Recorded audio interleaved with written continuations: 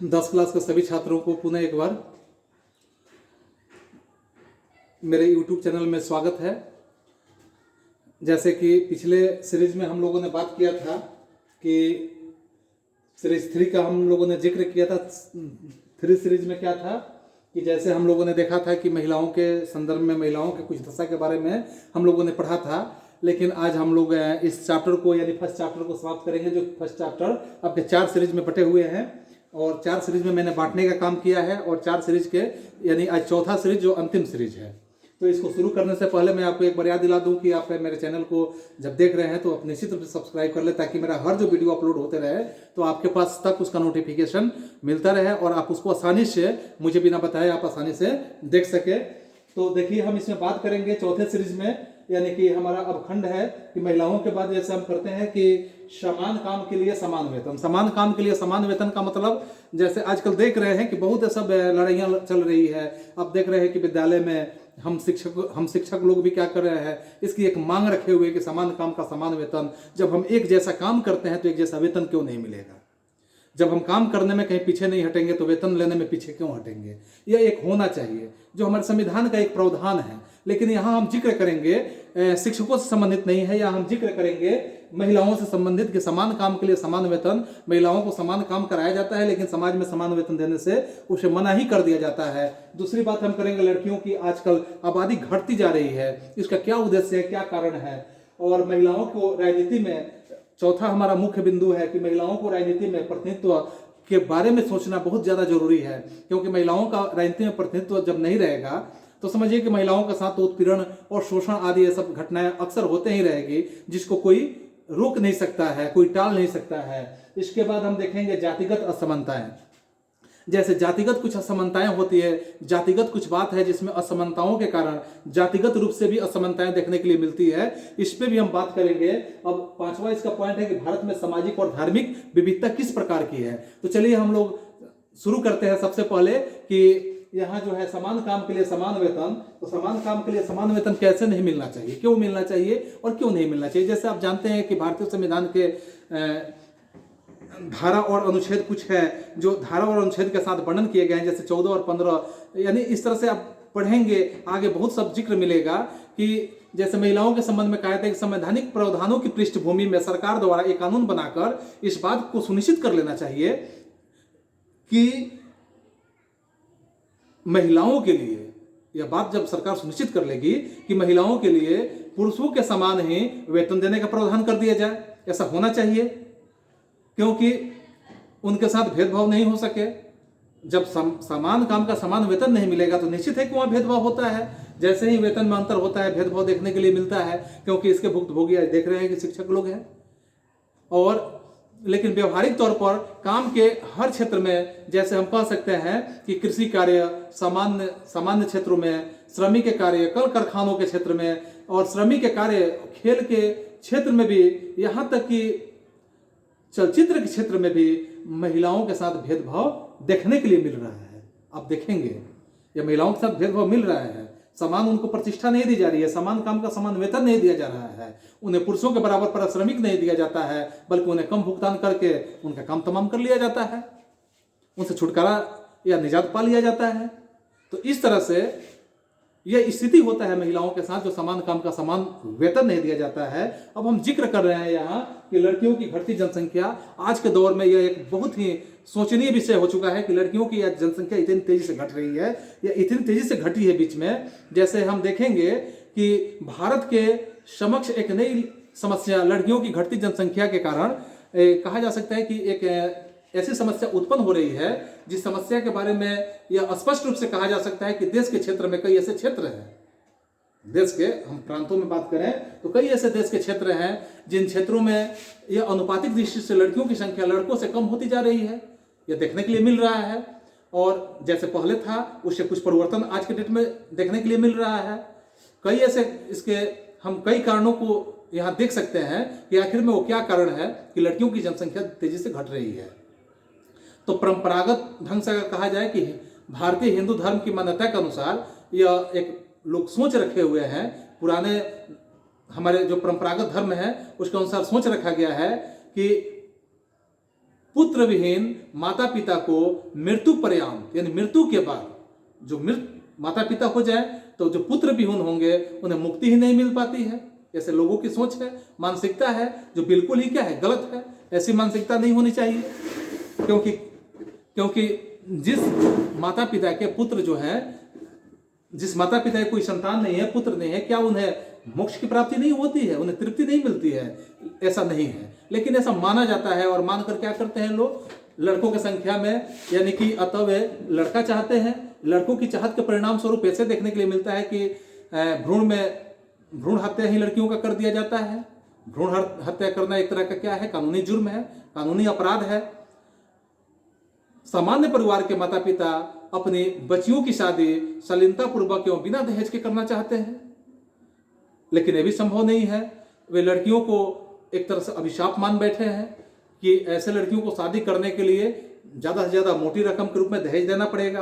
आज तो आप जान रहे हैं कि कुछ राज्यों में, जैसे खासकर बिहार राज्य में, एक नियम बन चुका है कि दहेज लेना और देना दोनों अपराध है, या दंडनीय अपराध है। अगर ये तो पहले से भी था कि दंडनीय अपराध है, लेकिन एक तरह का नियम बन गया है कि बिना दहेज को शादी करना है। तो क्या यह नियम बना है, कितने प्रतिशत लागू होता है बिना दहेज का अच्छे घराने में शादी करना? क्या संभव हो पाता है? यह संभव ही नहीं है। लोग छुपा के लेते हैं, छुपा के देते हैं, यह सारे काम वैसा ही चलते रहता है।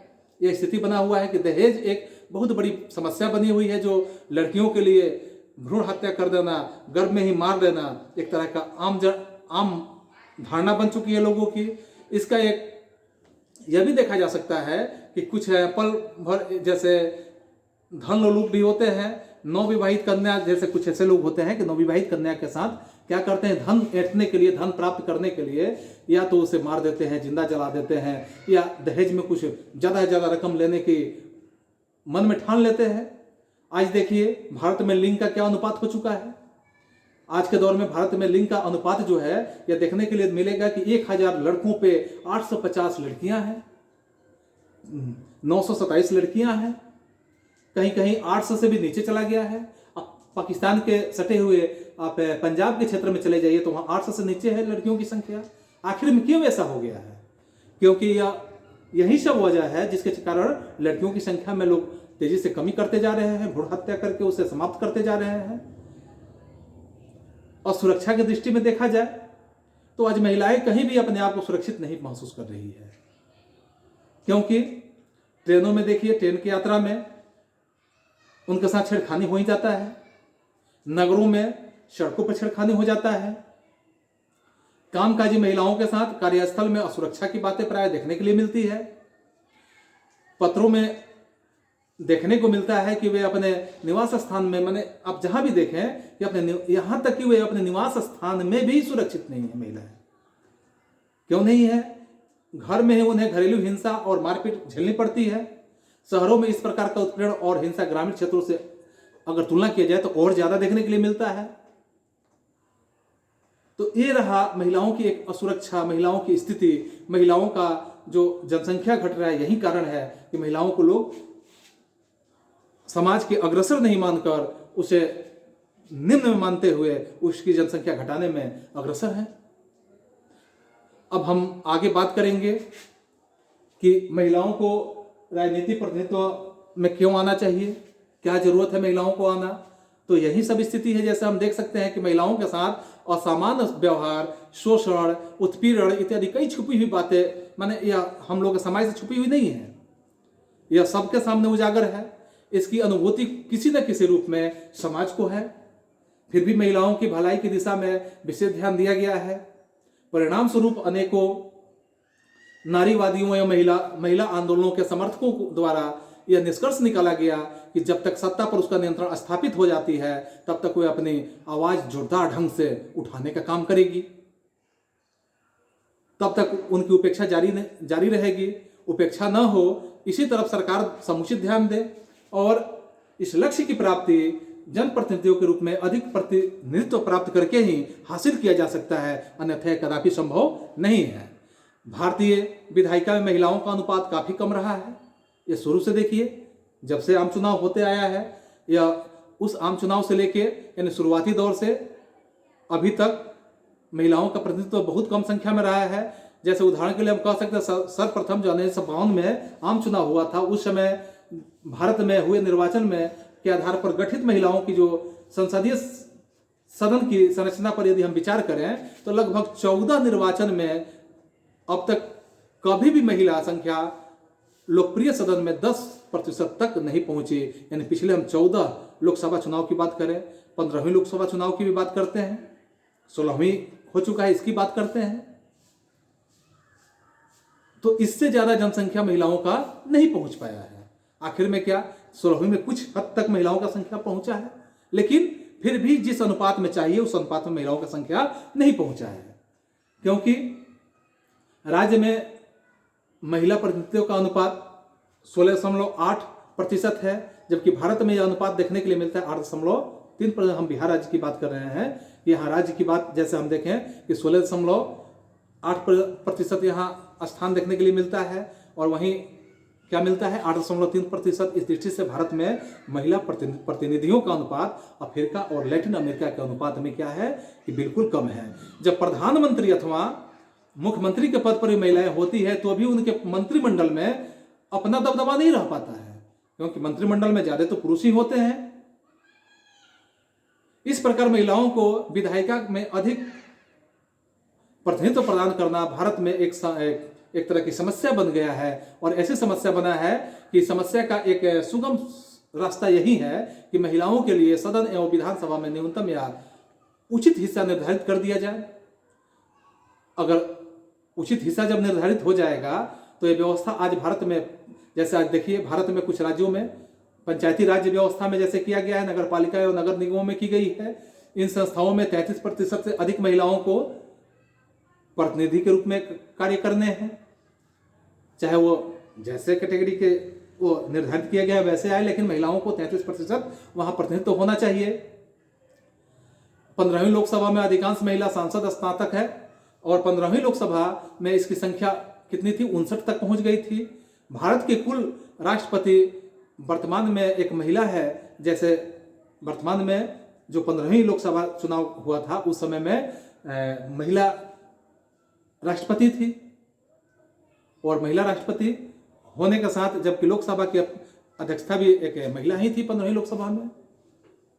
इस तरह से भारत में महिला संगठन एवं महिलाओं के अधिकारों के समर्थन द्वारा संसद एवं विधान पालिका में महिलाओं के लिए 1/3 स्थान आरक्षित करने की मांग की जा रही है, और 1/3 पर जब आरक्षित करने की मांग की जा रही है, उनकी इस प्रकार की मांगे एक दशक से भी अधिक पुरानी है, और इस आशय का विधेयक भी संसद में पेश किया गया है, लेकिन राजनीतिक दलों के बीच इस मुद्दे पर सहमति का अभाव बना हुआ है। क्यों फलस्वरूप यह विधेयक जो है क्या होता है कि अब तक पारित ही नहीं हो पाया है, और यह विधेयक लोकसभा में पारित हो चुका है, लेकिन लोकसभा में अभी अनुमोदन क्या है करना इसका बाकी है। इस प्रकार लैंगिक विभाजन इस बात का प्रमाण है कि कुछ विशिष्ट प्रकार की सामाजिक राजनीति अभिव्यक्ति राजनीति में होनी चाहिए, और यह इस बात को भी परिलक्षित करता है कि जब सामाजिक विभाजन सामाजिक मुद्दा बन जाता है तो वैसे समूह को लाभ प्राप्त होता है जो लाभदायक स्थिति में नहीं होते हैं। तो इस तरह से छात्रों आप समझ रहे हैं इस बात को।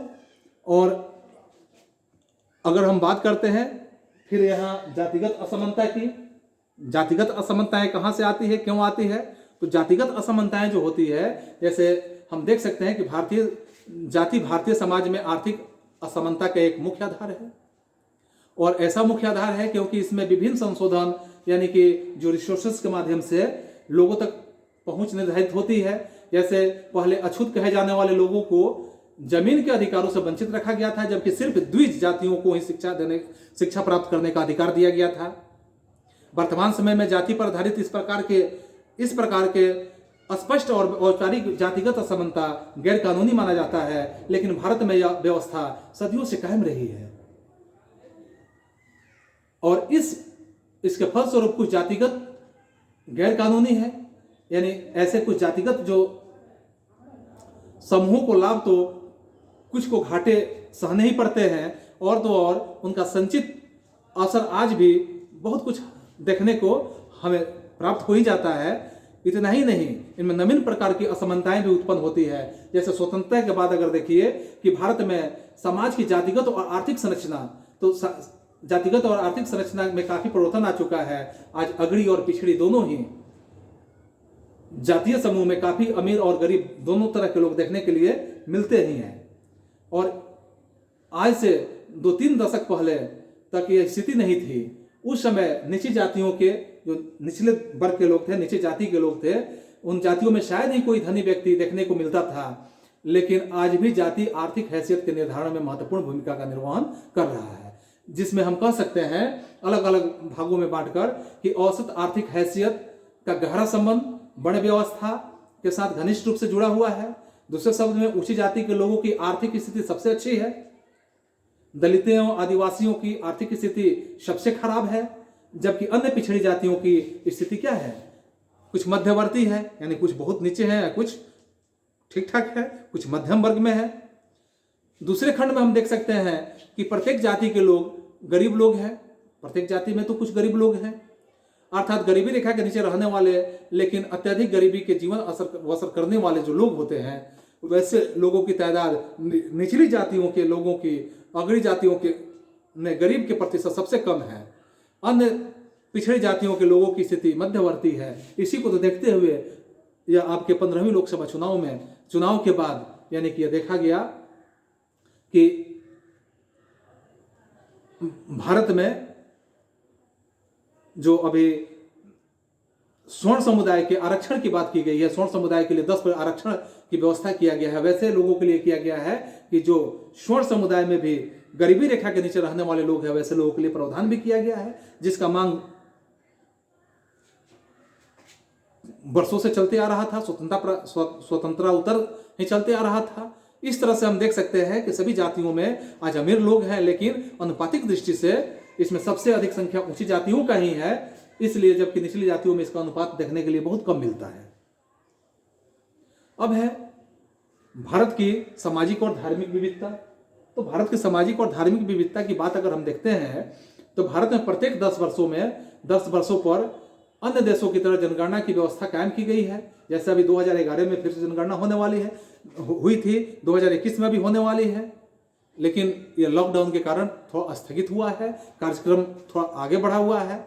इसमें धर्म संबंधी सभी बातों की जानकारी कार्यकर्ता अंकित करता है। यदि कोई व्यक्ति यह बताता है कि उसका अपना कोई धर्म नहीं है, तो उसे नास्तिक श्रेणी में रखा जाता है, जो किसी भी धर्म को नहीं मानता है।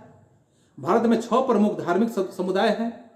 2001 में हुई जनगणना के अनुसार 6 प्रमुख धर्मों को मानने वाले लोगों की संख्या, जैसे इस आपके लिए एक सूचीबद्ध किया जा सकता है। आप देख सकते हैं कि हिंदू की जनसंख्या 2001 में थी 80.5%, यही मुसलमान की जनसंख्या 13.4%, बौद्ध की जनसंख्या 0.8%, तो फिर यहाँ जैन की जनसंख्या 0.4%, ईसाई की जनसंख्या 2.3%, सिख की जनसंख्या 1.9%, अन्य धर्म के जो थे 0.6%, और कोई धर्म नहीं मानने वाले नास्तिक थे 0.1%, वो भी थे। स्वतंत्रता प्राप्ति के बाद निश्चित तौर पर धार्मिक समुदाय की आबादी में वृद्धि हुई है, और 1961 ईस्वी के बाद प्रतिशत के आधार पर यदि देखा जाए तो देखने के लिए मिलता है कि हिंदू धर्म और ईसाई धर्म मानने वालों की हिस्सेदारी में कमी आई है, और जबकि मुस्लिम, सिख एवं बौद्ध धर्मावलंबियों की संख्या में अनुपातिक रूप से वृद्धि हुआ है। मुसलमानों की बढ़ती आबादी के संदर्भ में यह आम भ्रांति लोगों के अंदर फैल गई कि कालांतर में उनकी आबादी इतनी हो जाएगी कि अन्य धर्म को मानने वाले लोग उनसे पीछे छूट जाएंगे। लेकिन इस प्रकार का आकलन भ्रांतिपूर्ण है, बिल्कुल गलत है। क्यों गलत है? क्योंकि मुसलमान के सीमित विकास पर विचार करने तथा उसमें तेजी से विकास के लिए अगर हम बात करते हैं कि सरकार द्वारा सच्चर आयोग का एक गठन किया गया था, तो सच्चर आयोग का जो गठन हुआ था, उस आयोग द्वारा प्रस्तुत प्रतिवेदन में मुस्लिम आबादी को जो आकलन प्रस्तुत किया गया, उसके अनुसार आने वाले दिनों में मुसलमानों की आबादी का अनुपात थोड़ा अवश्य बढ़ेगा, लेकिन अगले 50 वर्षों में यह मात्र 3 से 4% ही रहेगा। और यही बात प्रमुख जाति समूह के साथ भी तो लागू होगा। इस क्रम में यह उल्लेखनीय है कि जनगणना में मात्र 2 समूह, अनुसूचित जाति एवं जनजाति के जो संख्या के लोग हैं अंकित किया गया। इन दोनों बड़े समूहों में अनेक ऐसी जातियां हैं कि और जनजातीय हैं जिनके नाम सरकारी अनुसूचित में उल्लिखित है, और सरकारी अनुसूचित में जो उल्लिखित है उन्हें अनुसूचित जातियां कहा जाता है। अनुसूचित जातियों के लोगों को आमतौर पर दलित कहा जाता है और वे हिंदू जाति में आते हैं। इनके साथ दीर्घकालिक में छुआछूत का व्यवहार हिंदू समाज में शुरू से ही देखने के लिए मिलता है। अनुसूचित जनजातियां जो है, तो अनुसूचित जनजातियों में खासकर सामान्य तौर पर वे लोग शामिल हैं जिन्हें हम आदिवासी भी कहते हैं, और सामान्य तौर पर वे जंगलों या पहाड़ी इलाकों में अपना जीवन यापन करते हैं। आमतौर पर वे समाज में मेलजोल नहीं रखते हैं। 2001 में देश में कुल आबादी में अनुसूचित जाति और जनजाति का अनुपात क्रमशः 16.2% और 8.2% था। यानी अनुसूचित जाति का 16.2% और अनुसूचित जनजाति का 8.2% जनसंख्या था। जहां तक अन्य पिछड़ी जातियों का प्रश्न है, अब तक इनकी गिनती नहीं की जाती रही है, अतः इनकी कुल आबादी का स्पष्ट अनुमान नहीं है। लेकिन 2004-05 के एक अनुमान के अनुसार उनकी कुल आबादी जो है 41% थी। 2004-05 में जो पिछड़े वर्ग की जाति का आकलन किया गया तो इनकी जनसंख्या 41% थी। इस प्रकार भारत में अनुसूचित जनजातियों एवं अन्य पिछड़े वर्गों को आबादी यदि नहीं मिला दी जाए तो उनका लगभग 2/3 और हिंदुओं का आबादी का यह 2/4 है। इस तरह से छात्रों, हम लोग का यह चौथा सीरीज भी आज समाप्त होता है, और चौथे सीरीज के साथ अब हम लोग 5वें सीरीज में अगले पार्ट के साथ हम लोग मिलेंगे, जो 5वें सीरीज के रूप में। तो आज के लिए हम यहीं पे अपने वर्ग व्यवस्था को स्थगित करते हैं, फिर हम मिलेंगे अगले वर्ग में। तब तक के लिए बच्चों, थैंक यू, दैट्स ऑल।